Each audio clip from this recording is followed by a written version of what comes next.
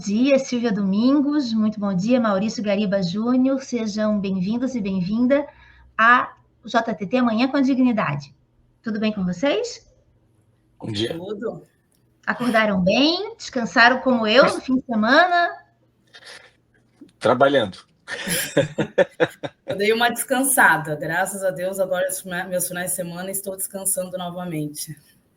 A gente tem que saber dosar, Gariba, porque, claro, que a gente acaba trabalhando no fim de semana, né? Mas também tem que fazer algumas coisinhas diferentes, passear, caminhar. Na Principalmente verdade. numa cidade, né? Numa cidade cheia de natureza como Floripa, a gente tem que aproveitar o final de semana para algumas coisas que nos reponham a energia da alma, né? Senão, não aguenta a semana toda.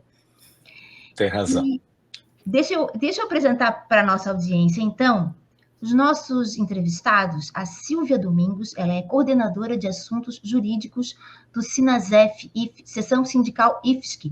O Sinasef é aí que representa tanto professores quanto trabalhadores técnico-administrativos do Instituto Federal Santa Catarina. E o Maurício Gariba Júnior, que está como reitor do IFSC, licenciado, não é isso, Gariba? Atualmente licenciado, né? Isso. Bom, não sei se a Silvia quer falar primeiro. Não, pode começar. Digníssimo reitor. Bom dia. Calma, gente, calma, ninguém vai falar. Peraí. Eu só ia dar bom dia. Ah, tá. Não, eu ia dar bom dia a Silvia, a você, Rosângela, a Amy e a Sofia, que estão nos bastidores, e a todos que nos acompanham nesse importante canal de comunicação. E, mais uma vez, obrigado pelo convite. O tema é muito importante. Então, também... Silvia. Já que, né? Bom dia também, Rosângela, a toda a assessoria que está nos bastidores, ao digníssimo reitor e a toda a comunidade que está nos assistindo. É um tema importante, que nos é muito caro, então acredito que vai ser bom esclarecer os fatos. Muito bom.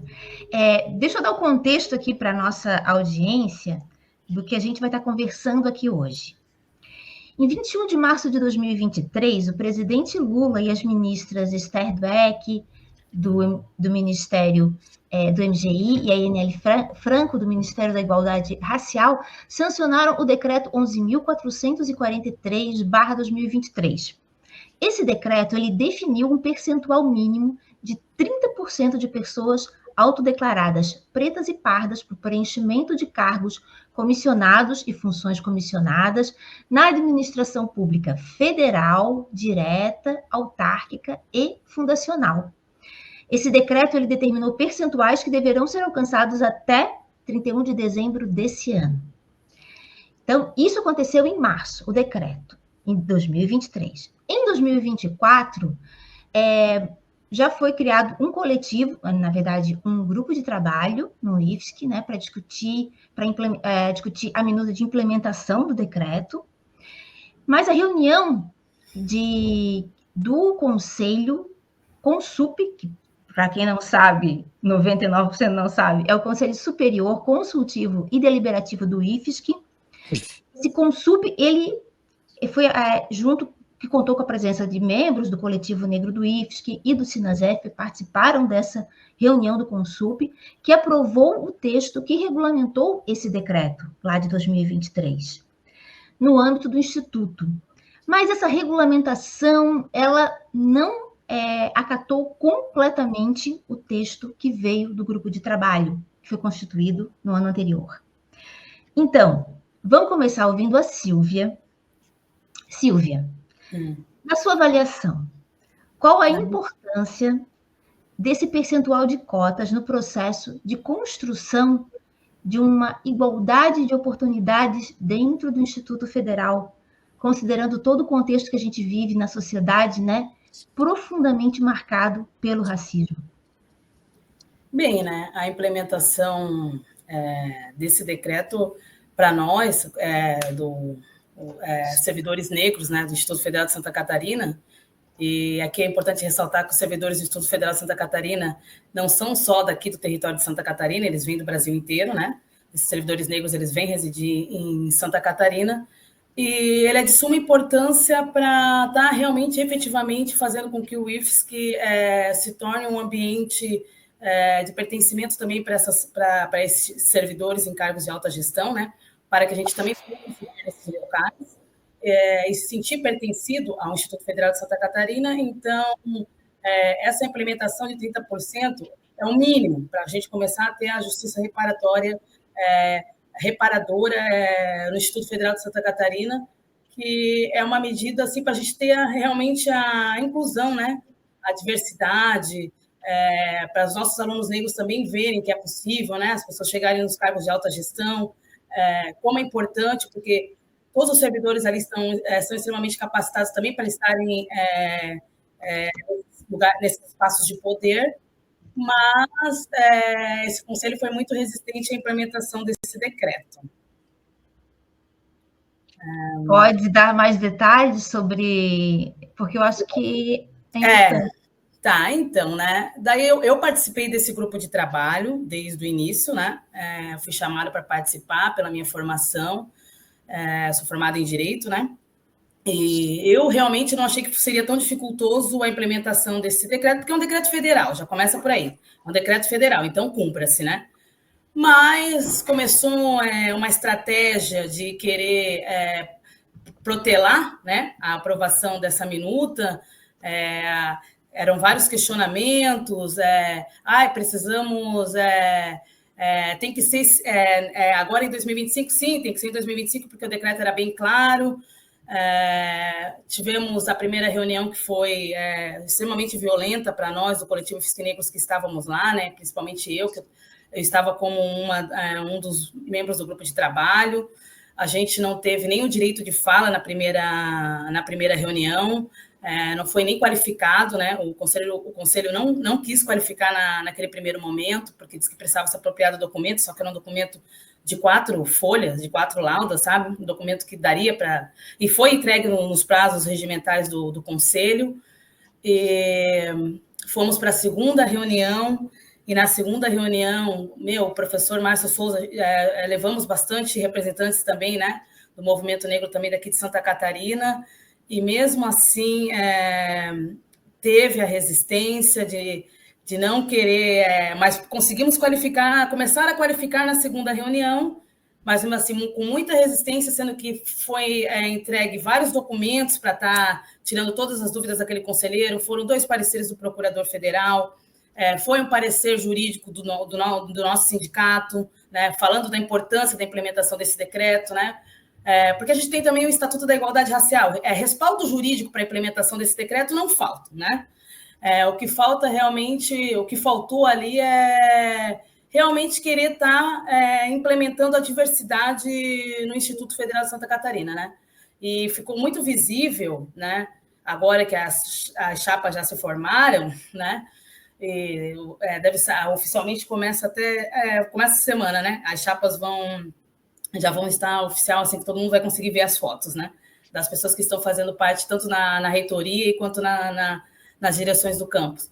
Ficou bem claro, assim, que realmente não teve muita abertura para o diálogo, para a gente estar realmente avançando com relação às políticas afirmativas, porque na última reunião, né, eles quiseram voltar para o artigo 1º, e a gente já tinha ido até o artigo 4º dessa minuta, que eram 18 artigos, e eles suprimiram, né, eles desqualificaram completamente o trabalho do grupo de trabalho, porque eles retiraram a obrigatoriedade das chapas agora em 2025 estarem implementando os 30%, e dali eles começaram a desqualificar todo o trabalho que foi feito por esse grupo, né?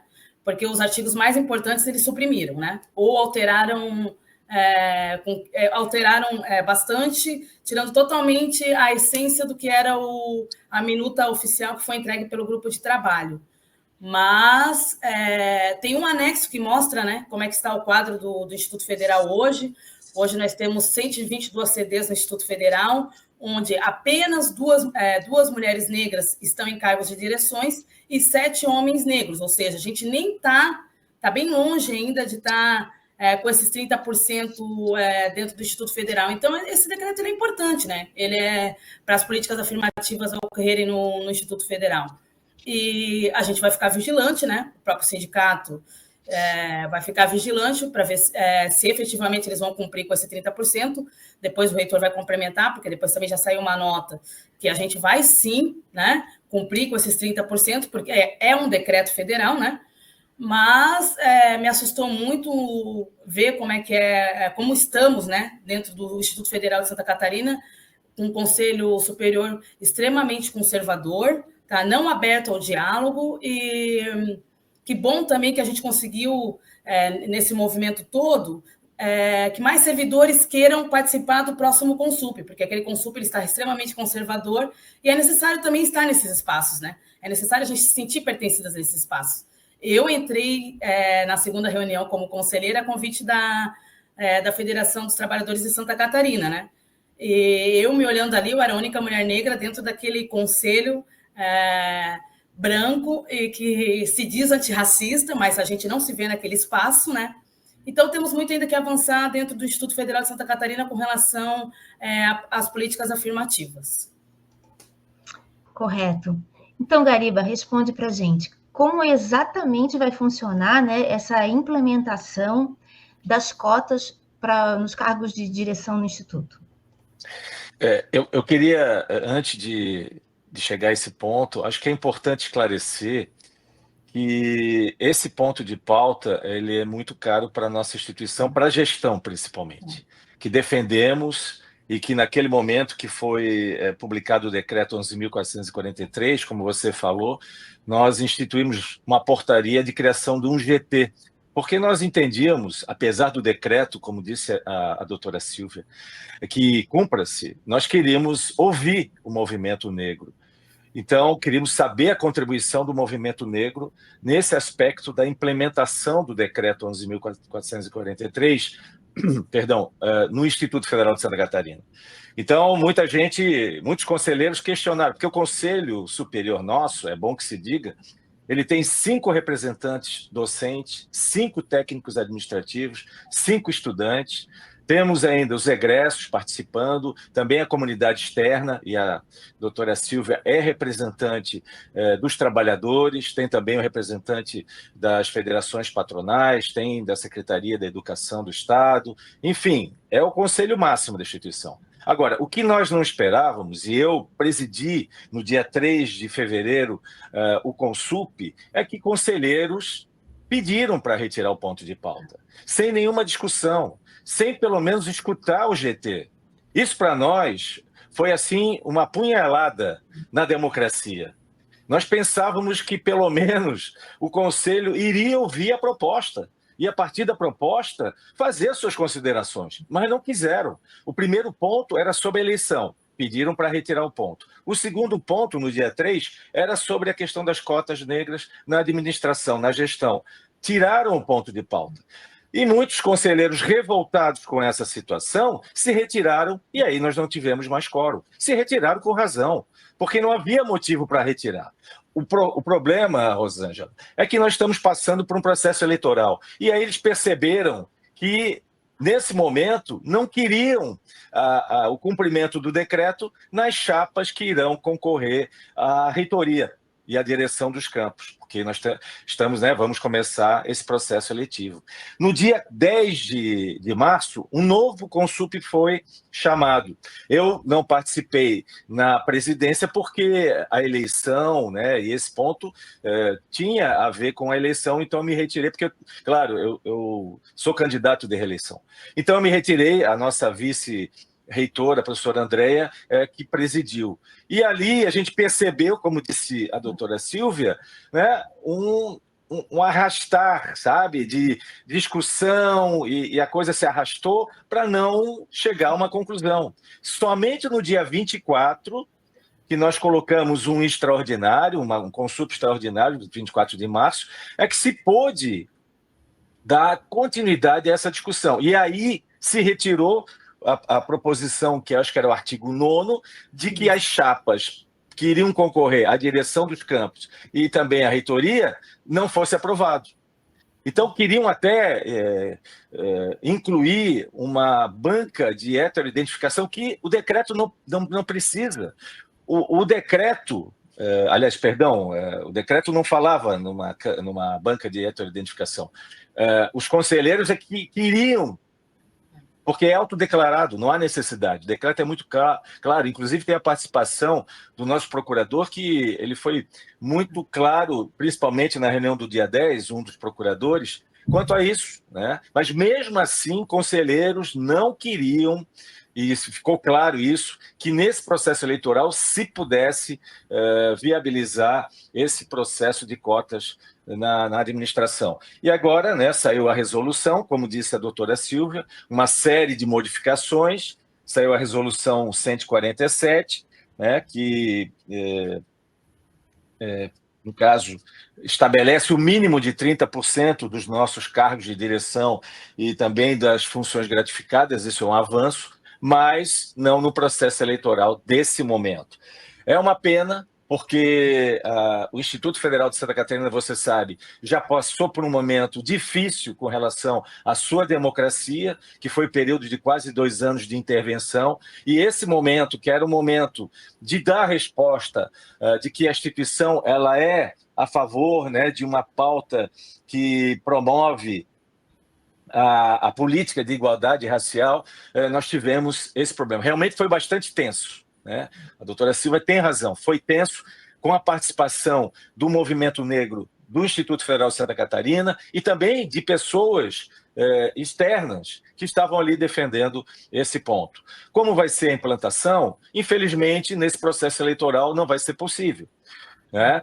Mas nós pretendemos que isso seja implantado, já que nós temos o decreto, temos já a resolução, né, que garante o mínimo de 30%. Houve um avanço apenas nas funções gratificadas, porque o decreto ele só estabelece, é bom que se deixe claro, né, que diretor ou diretora de campus e reitor, reitora, não há necessidade de cumprir. Apenas os pró-reitores, os chefes de departamento, que são o CD1, que é né, o reitor, e também os diretores, não há necessidade de cumprir, apenas o staff, né? Então, isso tem que ser cumprido. O trabalho desse GT não pode ser, né, colocado na lata de lixo, né? Porque, como eu falei, foi uma participação ampla, diversa, plural, é o que nós defendemos, né? Correto. Silvia, vocês dois citaram a questão da atenção, né? E eu penso que realmente esse tema, ele não há como não tensionar, porque ele toca em espaços de poder, né? Em posicionamentos, como a Silvia colocou, as chapas agora estão se apresentando e está ficando claro porque que a questão da cota dentro das chapas era tão polêmica e tão cara, né, às pessoas. Mas, Silvia, como esse processo, né, envolveu todo esse ambiente acadêmico, né, estudantes, técnico-administrativos, professores, dentro dessa temática, eu penso que, por mais que tenha essa tensão toda, ela é também pedagógica, né? Ela também nos coloca questões que são importantes serem ditas e faladas.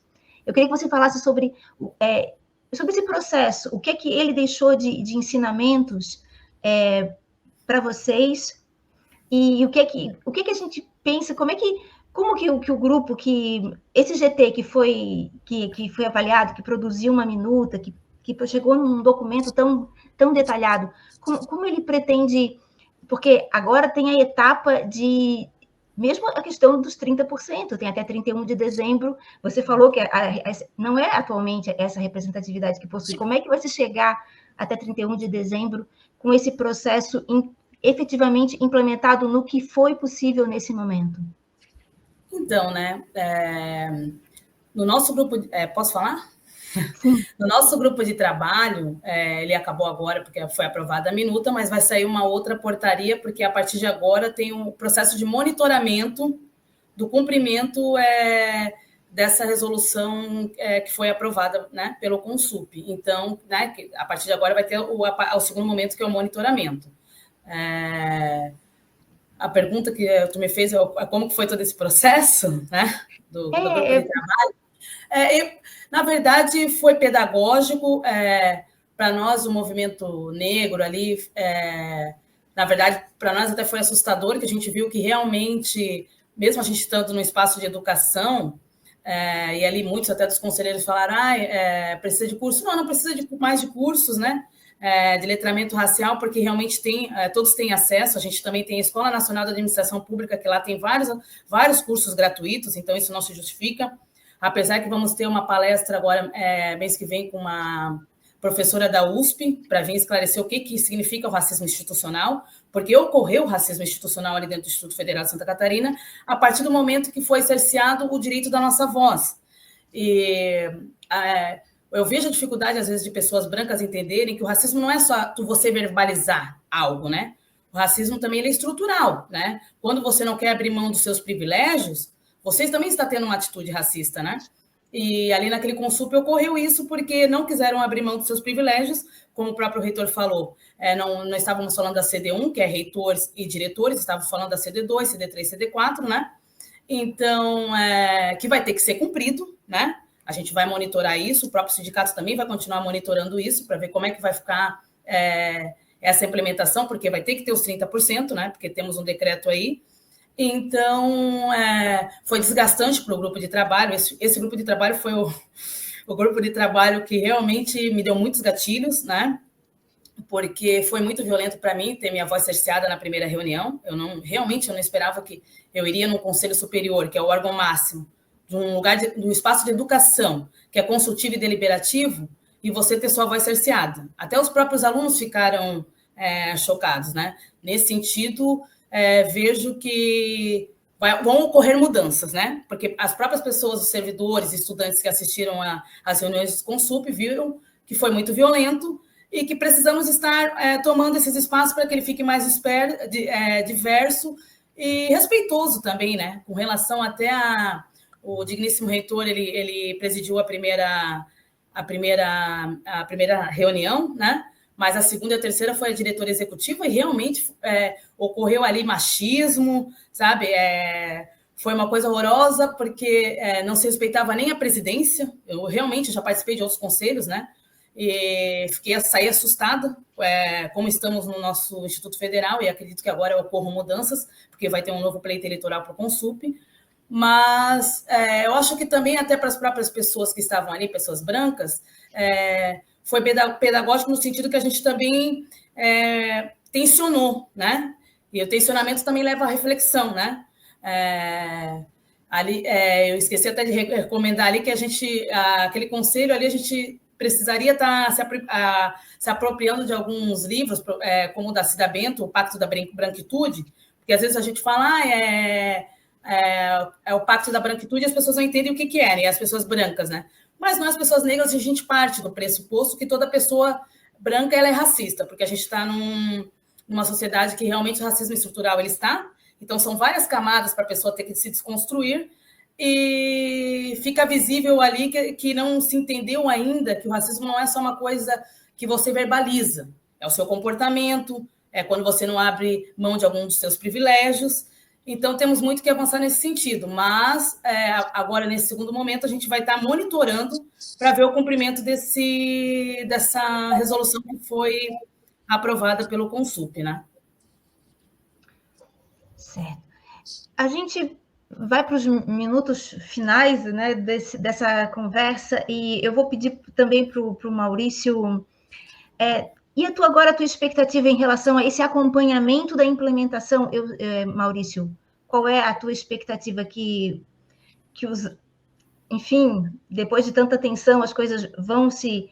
Porque também esse é um processo que está atingindo todo o serviço público, né? E não é um processo que o próprio decreto... existe até uma proposta que eu pesquisei, tem uma proposta de um contradecreto que anula os efeitos desse decreto, né? Então, tudo isso é muito polêmico nessa sociedade racista em que vivemos. Então, Maurício, qual é a tua expectativa para essa etapa seguinte? Uhum. Como se falou, acho que não haveria necessidade de um decreto para fazer justiça social, né?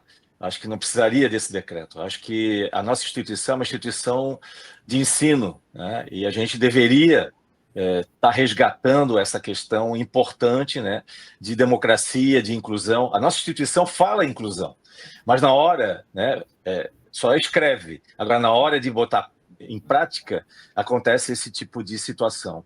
Eu acho que realmente foi um processo pedagógico, doloroso, mas pedagógico, porque eu acho que nós temos que ficar alertas. Nós não vamos desistir, não. A gente vai continuar no sentido de que a gente precisa. Formação foi feita, inclusive pela própria gestão, né? Uma série de momentos de formação, né? Nós tivemos várias pessoas que trataram do tema, né? Isso, inclusive, está no YouTube. Então, formação, porque muitos conselheiros disseram, mas precisamos de formação. Não, não precisa, né? Se precisa, tem, né? Não precisaria, mas tem. Então, nós da gestão, nós vamos ficar alertas também. Nós vamos querer que se cumpra a resolução que foi aprovada, né, 147, em 4 de abril de 2025, né? Então, nós vamos ficar alertas com relação a esse aspecto, né? E entendemos que esse é um processo que precisa, né, ser disseminado e precisa ser muito bem encaminhado, né? O que não pode é ter acontecido esse processo doloroso, né? Que eu fiquei assim, profundamente triste e com vergonha, né? De presidir um conselho máximo de uma instituição como a nossa, né? Que, como disse a doutora Silvia, não deu palavra às mulheres, ofendeu as mulheres negras que estavam ali.